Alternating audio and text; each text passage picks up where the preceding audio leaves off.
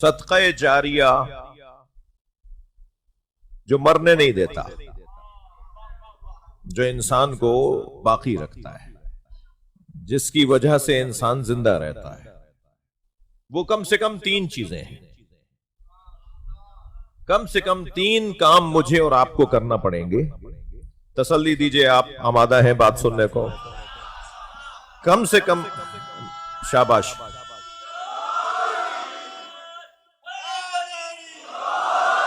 کم سے کم تین کام مجھے اور آپ کو کرنا پڑیں گے، تب جا کے مجھے وہ میرے تین کام مرنے سے بچائیں گے۔ ہاں، ممکن ہے مجھے قبر کے حوالے کر دیا جائے، مگر پھر بھی زندہ کہلاؤں۔ جی مجھے معاف کیجئے، اللہ آپ کو ہزاروں سال کی عمر عطا فرمائے۔ ممکن ہے کہ ہم میں سے بہت سوں کو قبر کے حوالے کر دیا جائے، مگر پھر بھی زندہ رہیں۔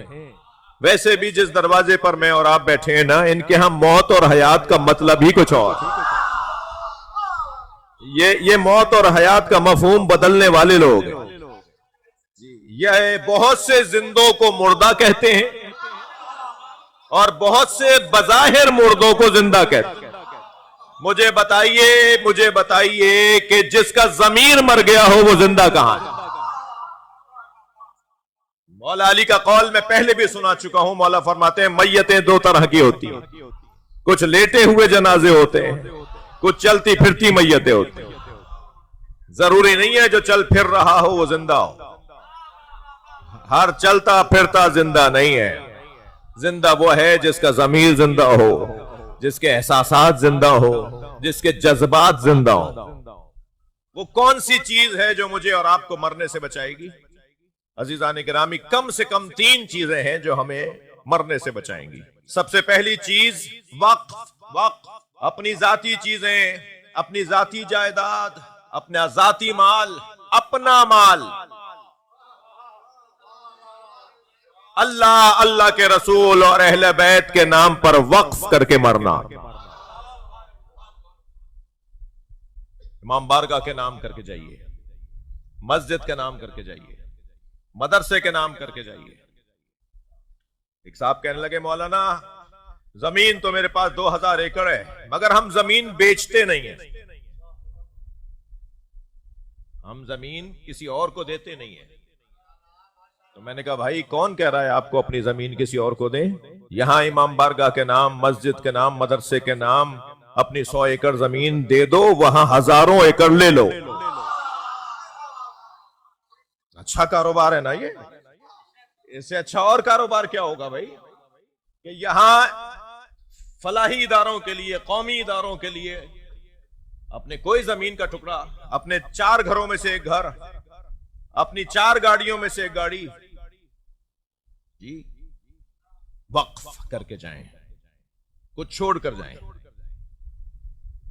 من کان خیر الناس یا رسول اللہ، اے اللہ کے رسول سب سے اچھا انسان کون ہے؟ حضرت نے فرمایا من کان خیرا للناس، جو لوگوں کے لیے اچھا ہے وہی اچھا ہے۔ دوسروں کے لیے کیا کیا؟ اپنے لیے تو بہت کچھ کر لیا تھا، اور یہ بھی کیا تم اپنے اس جہان سے لے کر آئے تھے؟ یہ جو کچھ تمہارے پاس ہے کیا اس جہان سے لے کر آئے تھے؟ یہ بھی تو اللہ ہی نے دیا ہے نا۔ وقف کر کے جانا۔ تھکے تو نہیں بیٹھے؟ میرے مولا علی نے 15 سے زیادہ کنویں کھودے اور وقف کر دیا۔ آپ یار علی، بیر علی کے نام سے مولا علی کا ایک کام یہ تھا کہ پانی کا مسئلہ تھا، آج بھی ہے یا نہیں ہے؟ میں 1400 سال پرانی بات کر رہا ہوں یا آج کی کر رہا ہوں؟ آج بھی پانی کا مسئلہ ہے یا نہیں؟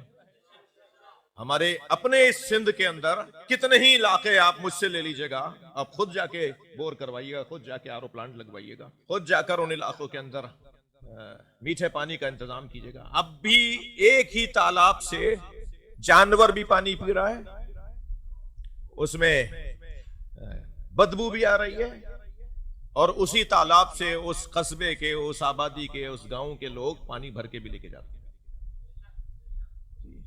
ابھی کی بات کر رہا ہوں میں، زمانہ جاہلیت کی بات نہیں کر رہا۔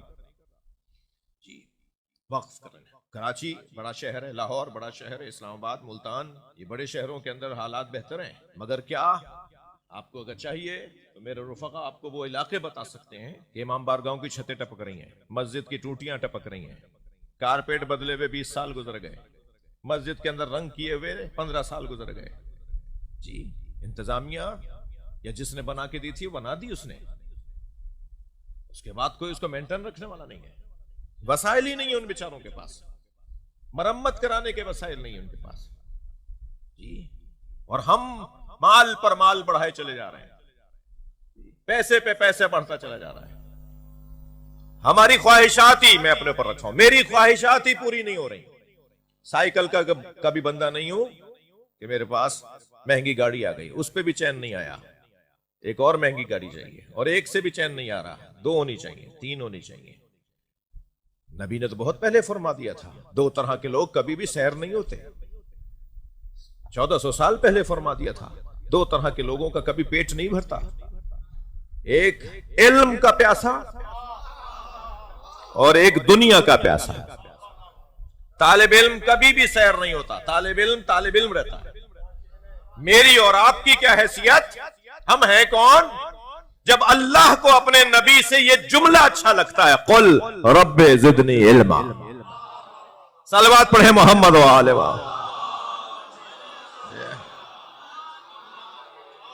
اے میرے حبیب مجھ سے علم مانگو، مجھ سے مانگو تو علم مانگو. ہماری نسبت تو سرکار دو جہاں کے علم کا کوئی مقام وہی نہیں ہے، مقایسہ ہی نہیں ہے، لیکن اللہ کے نسبت نبی کے علم کی بات ہو رہی ہے. ہم اپنی نسبت نہیں بات کر رہے. لہذا وقف کر کے جائیں چیزوں کو، بچوں کے حوالے بھی نہیں کر کے جائیں، بچوں کے حوالے نہیں کر کے جائیں. خدا کے واسطے میں بزرگوں سے ہاتھ جوڑ کر بات کر رہا ہوں. جی چیلم تک تو یہ آپ کا وصیت نامہ ہی نہیں دیکھیں گے، فرصت ہی نہیں مل رہی نا فاتحہ لینے سے. چیلم کے بعد بھی اگر کوئی یاد دلا دے گا تو کبھی بہو کی آواز آئے گی کہ ابھی اور کام رہتے ہیں، کبھی بیٹی کی آواز آئے گی کہ ابھی اور کام رہتے ہیں، پھر برسی پر شاید یاد آ جائے، اور برسی پر پھر کوئی نہ کوئی کہہ دے گا کہ ہماری کیا ضرورت، ہماری کیا ذمہ داری ہے، ابا کو خود کر کے جانا چاہیے تھا اور کر دیا ہوگا.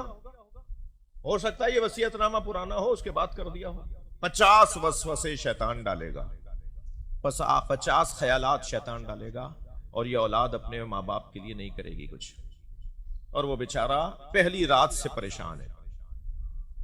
آیت اللہ دستغیب نے سچے مشاہدات میں، مکاشفات میں یہ واقعہ لکھا ہے کہ 2 دوستوں نے آپس میں طے کیا جو پہلے مر جائے وہ زندہ دوست کے خواب میں آ کے بتائے کہ مرنے کے بعد کیا ہوا. جی اس بچے نے شاید پڑھا ہے یہ واقعہ.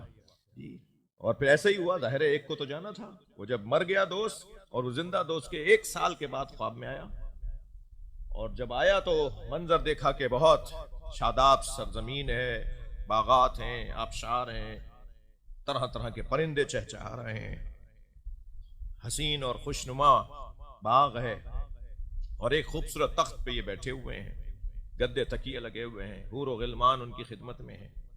مگر ہر کچھ دیر کے بعد ایک چیخنے کی آواز، چیخ کر بات کرتے ہیں، یعنی ایک چیخ نکلتی ہے ان کی، ایک تکلیف کی کیفیت میں. جب کسی کو اچانک کوئی چٹکی بھرے، کوئی تکلیف ہو تو چیخ نکلتی ہے، اس کیفیت میں اس کی چیخ نکلتی ہے. اس مرنے والے دوست سے اس زندہ دوست نے جو خواب میں دیکھ رہا ہے پوچھا کہ یہ کیا ماجرا ہے؟ تو اس نے اپنا پیر ہٹا کے دکھایا تو ایک سانپ بیٹھا ہوا تھا جو اسے ڈس رہا تھا. ہر کچھ دیر کے بعد وہ ڈنک مارتا تھا، ہر کچھ دیر کے بعد وہ دانت لگاتا تھا. اس نے کہا یہ سب کچھ میرے اعمال ہیں، میں نے بہت کیا، محنت کی، عبادات کی، یہ سب میرے اعمال ہیں جو تمہیں نظر آ رہے ہیں. مگر یہ سانپ دیکھ رہے ہو نا، یہ میں نے کسی سے قرضہ لیا تھا، وہ واپس نہیں کر پایا، اور میرے بچوں کو بھی خیال نہیں ہے کہ میرے قرضوں کو اتاریں.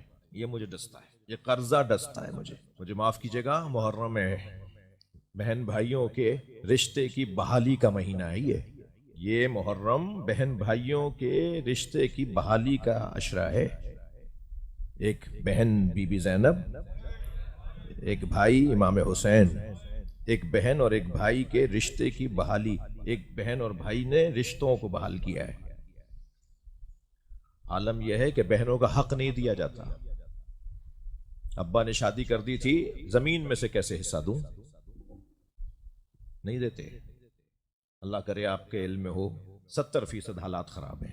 احتیاط سے بول رہا ہوں، 70% حالات خراب ہیں جی. اور ماشاءاللہ اس میں نیاز بھی ہو رہی ہے، نظر بھی ہو رہی ہے، مجلس بھی ہو رہی ہے، علم بھی لگا ہوا ہے اس گھر پہ. اللہ 2 رکعت نماز اس گھر میں قبول نہیں کرے گا تو مولا عباس نیاز کیسے قبول کریں گے؟ مولا عباس علم کیسے قبول کر لیں گے اس گھر کے اوپر لگا ہوا، جس گھر میں بہن کا بھی حصہ ہے؟ خفا تو نہیں ہو رہے؟ سب سے اہم مسئلہ ہے عزیزان گرامی مرنے کے بعد کا خیال کرنا. یہ جو سانس میرا اندر گیا ہے نا، مجھے تو نہیں پتا یہ واپس آئے گا یا نہیں. کیا معلوم کہ سینے میں گھٹ کے رہ جائے. تو جب مجھے آج نہیں کل کی بات نہیں، اس سانس کا نہیں پتا کہ دوسرا سانس بھی آنا ہے، تو میں اس کا اہتمام کر رہا ہوں یا نہیں؟ وقف کر کے جائیں اپنی چیزیں، اللہ رسول کی خاطر چھوڑ کر جائیں. توجہ چاہوں گا.